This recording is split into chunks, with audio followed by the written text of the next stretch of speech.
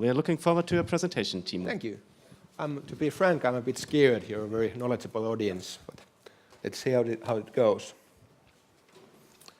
My name is Teemu Toivonen. I have about 15 years of experience in the Finnish IT industry.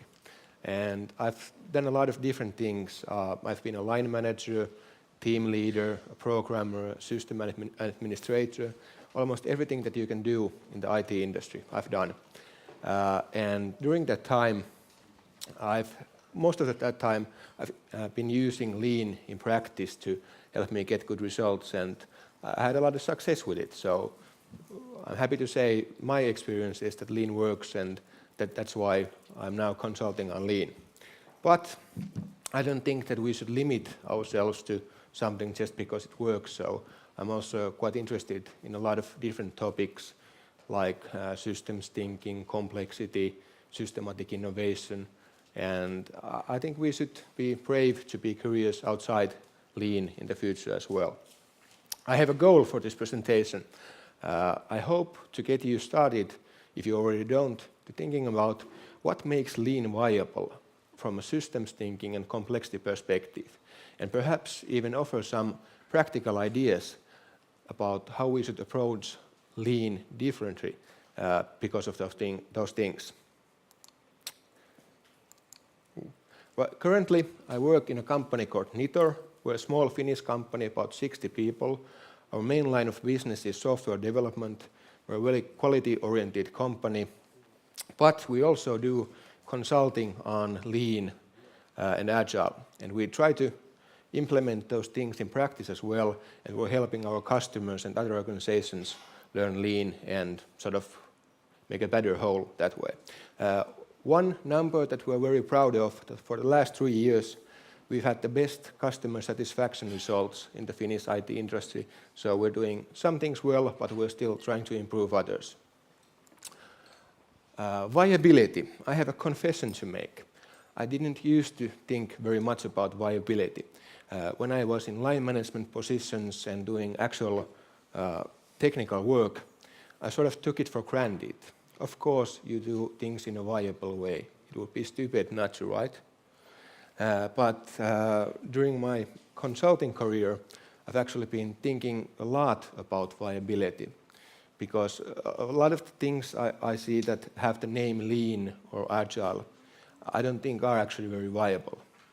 And just to define what I mean with viability, I mean a viable system is a system that is capable of independent existence. I'm also going to talk quite a lot about complexity in this talk. And I know complexity is a topic that you have heated discussions over it, and people have strong arguments one way or the other.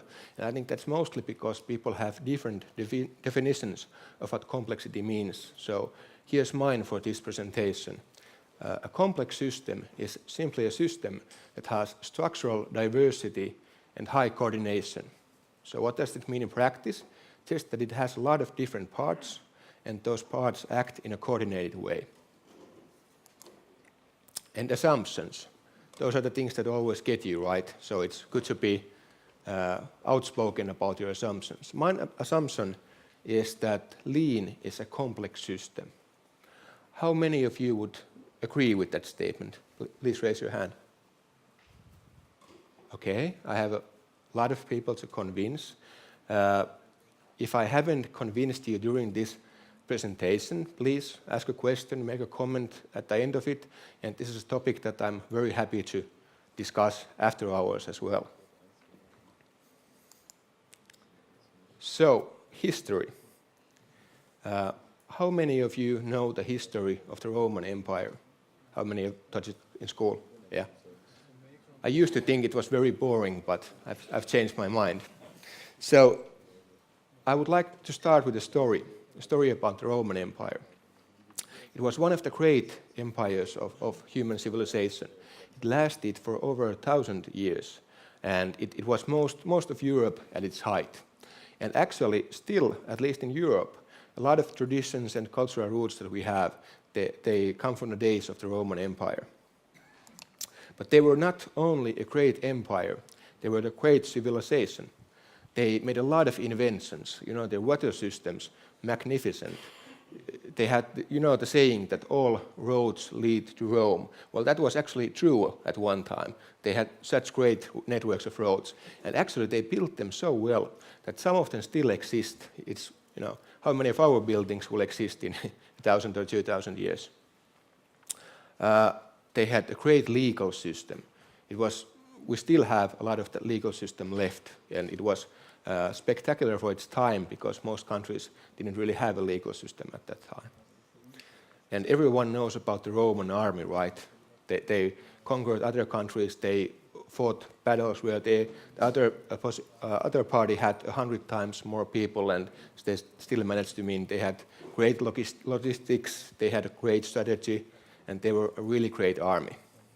And the point I'm sort of trying to make that at its peak, the Roman civilization, they were on a whole nother level than anyone else at the world at that time. So, in other words, Rome was a highly complex society for its era. Fair enough? But, as we know, all things must come to an end. So Rome, with its great armies and great inventions and great civilization, the Western Rome was sacked, the city of Rome, for the third time in 546. End of an era. After that, there was no more emperor in the Western Rome. But why? If they were so much greater than everyone else, how could they be defeated? How could they be destroyed? Why? And there are a lot of different reasons. It depends on who you talk to. Some say that it was because of the lead poisoning in their water systems. Others say political corruption, and so on and so on. Many viable reasons, and it depends on who you ask. But I would like to make the argument that if you look at the Roman Empire from a complexity perspective, it had to happen. There was no other choice. Because complexity, it's a two-way sword. It has a price and it has a cost. Benefits and price, sorry my English. The benefits is that you can actually use complexity to solve problems. It allows for new innovation and higher level of existence, well-being, diversity, and so on. Basis for a great society. But the price for complexity is that when the level of system complexity increases, you need more energy to sustain that system. Every time you add more complexity, you need more energy just to sustain the system.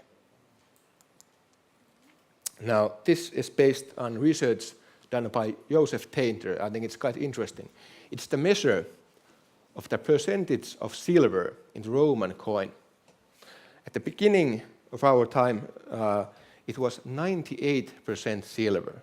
That's a lot of silver. And then they made this small compromise, right? They dropped it to 93%, still a lot of silver. But it was a slippery slope, and they never could gain the high levels back over time. They slowly lost and lost. They made sprints. They had a few years every now and then when they had better coins, but they always dropped back. Until they collapsed, they had almost no silver left in their coins at that time. So what happened? Well, I was saying that Rome was a highly complex society, and complex societies need a lot of energy to be sustainable. And how did you generate energy at that time? Well, it was by sunlight, right? The sun shines and you grow things. And per square kilometer, you can't grow a lot with those technologies that they had at that time. So they didn't have enough energy for a complex society. But why did they manage to sort of conquer the world? Well, they found the trick.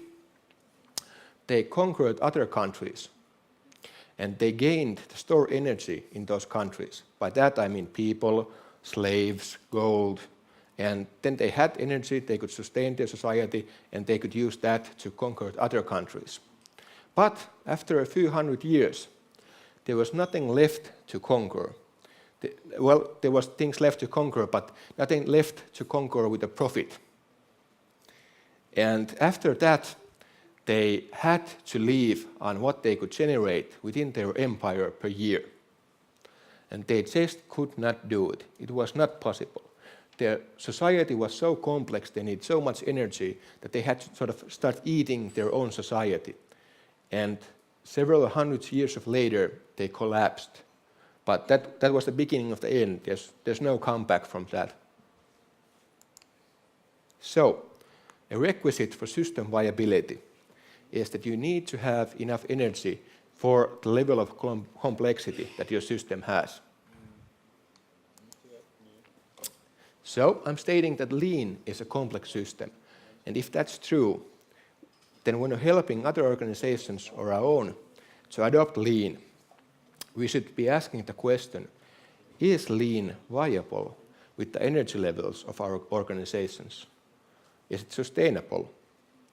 And how could we increase the energy levels of the organization to make it sustainable? Because I would argue that most organizations don't have high enough energy levels to sustain lean. Lean is not easy. And of course, in social systems, energy is not just about sunlight and how much you can grow per square kilometer. It's about human energy, right? And the first rule would be to don't add any more complexity than you need to. But of course, if you're doing something like lean, you need complexity. Lean is complex. You have to do things. So you need to understand how do you generate energy. And we've heard a lot of good presentations today about human motivation. And I think that's the key. Things like purpose, relatedness, autonomy, learning, sense of progress, feedback, and respective atmosphere. Those are all things that generate more energy to an organization. On the other hand, routines, habits, good visualization, those are all things that lessen the amount of energy that you need to run a system like lean. Okay, that was about energy. This is one of my favorite quotes about lean from Ono. The key to the Toyota way and what makes Toyota stand out is not any of the individual elements. What was important is having all the elements together as a system. So Ono was talking about lean as a system and how the interactions between the elements are very important. But if you study systems theory, you'll soon discover that there are several types of systems. And some systems are inherently more viable than others. There's this class of systems called complete systems. And that's the other half of viability. So when you have a complex system, you have two requisites for viability. You need to have adequate levels of energy for the complexity in that system, and it has to be a complete system. Well, what's a complete system? Well, I won't go too deeply into this, but there's good research of what elements and interactions need to be placed in a system for it to be viable. It sounds complicated, but actually, after a couple of days of studying and practicing, it's quite easy to do analysis on a system in the sense that is it a complete system or not. There are two, I think, most useful theories to understand system completeness. One is from a Russian idea called theory of inventive problem solving. They have this law called law of system completeness. And that's a good one. But my favorite comes from cybernetics from Stafford Beer in the 1970s research. It's called the system viability model. And it describes what are the necessary elements in a system and what are the necessary interactions between those parts for the system to be viable. So when we talk about lean as a system, and here's my lean system model, right? A consultant has to have a house model. He's not a believable lean consultant otherwise, right? You all have it, admit it. So here's my model of lean as a system. It has a vision. It needs to be compelling, needs to be linked to everyday work. We need, of course, lean processes to achieve that vision and to surface problems. We need systematic problem solving. We need ways to develop skills and share the knowledge that we gain through that problem solving. The foundation needs to be respect for people, and management needs to be focused on developing that system. But we're talking about systems. Systems actually shouldn't be understood in fancy pictures like this. They should be understood in terms of the interactions between those systems. And I think many of the lean systems that are being taught are actually not complete systems when you look at their interactions. That means that they're not viable per se. So, consequences for lean. Even though I started with lean as a collection of interesting parts, that was my initial ideas about lean. But my current thinking is that that's not a viable way of teaching lean or approaching lean. We should understand that lean is a system, and we should teach it as a system. And we should focus on making the interactions between the lean parts clear and highlight them. We should also make sure that the system version of lean that we're teaching is a complete system, and it should be viable from an energy standpoint. Now, this is my initial thoughts of the sort of evolution of lean. That at least I started with tools, then I evolved into processes, principles, then habits. I really like Mike's Toyota Kata, it's great. But perhaps we're ready now to think about lean as a holistic system, a viable system. And that, how many of you are familiar with the topic minimum viable product? Can you please tell me what a minimum viable product is? You know better than me. We don't have the exact definition, but just having an initial version of your product or service and testing it out with your customers to see if that's what they're looking for. Yeah, and it needs to be viable, right? Yes, so something that actually works. Yep. So I'm proposing that that's actually what we need with lean. We need minimum viable lean. That would be the smallest configuration of a lean. That's actually a complete system that's viable, that can survive in organizations, but that's easy to adopt. Toyota Kata, I don't know. Is it minimum viable lean? I'm not sure. It has a lot of the elements. People have had great success with it. It's relatively easy to get started with. It's great from a social energy standpoint. It has a lot of the elements that it needs the people to get going. Perhaps it could have better built-in support for how to surface problems and share knowledge. But I think perhaps Toyota Kata is the closest thing that we have right now to minimum viable lean. But I think this is a challenge that we should think about as the lean community. Are we happy with Toyota Kata's minimum viable lean? Should we add something? Should we remove something? But I definitely think that we should have a shared understanding of what is minimum viable lean. And I emphasize the word viable because I think we should be careful about this, that the thing that we sell organizations, we help teach organizations, it actually should be viable in the long term.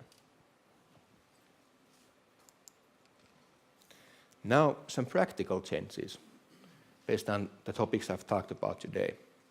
I think when we're doing lean adaptations within our own company or helping other organizations do so, we should always start with social energy design. We should understand what are the energy levels in that organization right now, what can we do to influence them. We should start with a minimum viable lean, smallest possible thing that's viable. So I was having a lunch discussion about 5S. Well, 5S is small, right? Could be a good starting point, but it's not viable, right? It won't do anything by itself in the long term. So the smallest possible configuration that is viable and can be built on later on, that can grow into a full lean organization. And we should be honest with ourselves about viability. because it's easy to sort of tell yourself everything will be fine, but is it? And when we're training or coaching lean, we should still start with social energy design. A lot of the things, I liked especially your presentation about the high school things. I think it was great, and it has a lot of building ideas about how to motivate people, and that would be sort of something that we should always start in training. But we should also teach that as part of the lean, how to motivate and energize people. And we should, again, teach lean as a system. Teach the interactions between the parts of the lean system, not just single tools or single principles, but how those things interact to actually make lean work. Now, no snake oil. What do I mean by this? People want it so bad. People want there to be some snake oil that they can buy that will make them lean, right? Give me the pill that will fix it. That's what people want to buy. And of course, there is no such pill, right? Or has any one of you found it yet? I haven't. There's a lot of hard work, right? But that's not what people want to buy. So given that there's a huge market for snake oil, it's tempting, right? But I think this is sort of a question that we should seriously ask ourselves, that are we in the business of selling snake oil, or are we in the business of making viable change? And now I've tried to define what I understand as viable. It needs to be, the energy needs to be in a level that the organization can support the system, and it needs to be a complete system, not a part of few lean tools and few lean principles. But these are open questions. What should we do if we believe that the lean transformation is not viable? Should we participate anyway? Should we suggest something else to the customer? I don't know. But to summarize,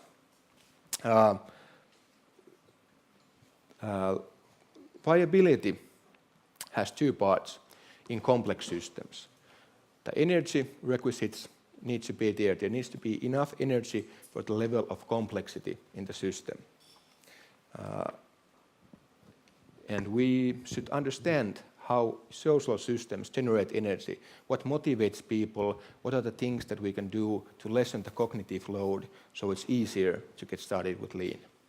And we should also understand that lean is a system, not a collection of parts or a collection of principles. And the lean that we should be teaching is the system, and we should be especially highlighting the interactions. We should have, I think, shared understanding of what is minimum viable lean. I don't think we have that right now, but I think it would really help us if we did. It's a common starting point to teach companies. And I don't know about it. Well, I guess I do. I don't know. I don't think anyone from this audience wants to be in the business of selling snake oil, but I think that's a really, really big challenge for us, because that's what many companies want to buy. So how do we handle those situations? But I was a bit faster than I thought. I actually thought I had too much material, but now I'm done. So please, questions. We have plenty of time.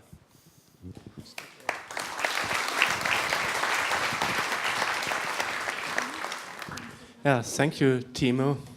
Well, I think there are some people, especially consultants, trying to sell snake oil, but it doesn't work. Yeah. Yeah. Okay. So, well, any questions? Yeah, we have one here. You started your presentation with the goal to convince us that lean is a complex system. Yeah. I have to say I'm not convinced. Okay. I'll try to convince you again. Because I think lean is not a system.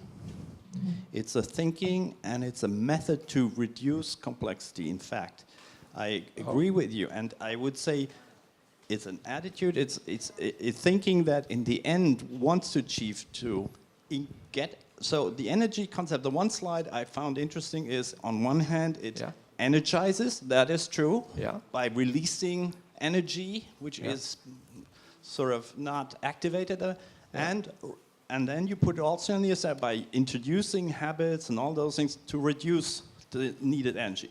That was good, but lean itself is not a system. Can I ask you a tool, couple of questions? Huh? Can I ask you a couple of questions? Does lean have several parts? Does lean have several parts? Yes. Is there different parts in lean, like processes and tools and the idea of a vision and how we solve problems and how we manage? Are those all part of lean? These are this is things that we have developed. I don't think as a first. I think lean is what we try to do. This is exactly to reduce complexity. Yes. And Reduce.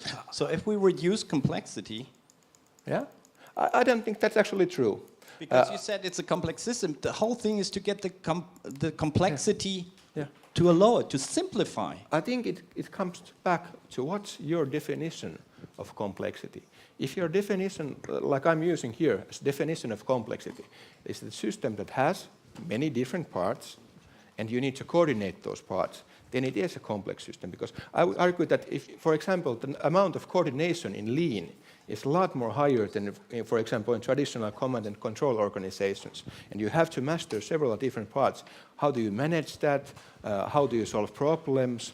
How do you implement lean systems? How do you share knowledge? And that's my sort of case for why I think lean is a complex system. We have a lot of different moving parts that we need to get working together well to get lean working well. But principles are not systems, principles. Okay, I don't want to get sorry? into the one. Well, it's a good point for the break to discuss that issue. Remember that face? Okay, I think it's really. Can I make a poll? How many of you think now that lean is a complex system? How many don't? Still, not a lot of people not convinced. Okay. Okay, but it's this is just the idea for the beginning. It was your presentation was more about how to make a viable complex system. Yeah. So, and all companies are complex systems. Yeah. So, well, I really enjoyed your input. Any more questions? We can have one more. Okay. Wait a second for the microphone. The lady here in the middle.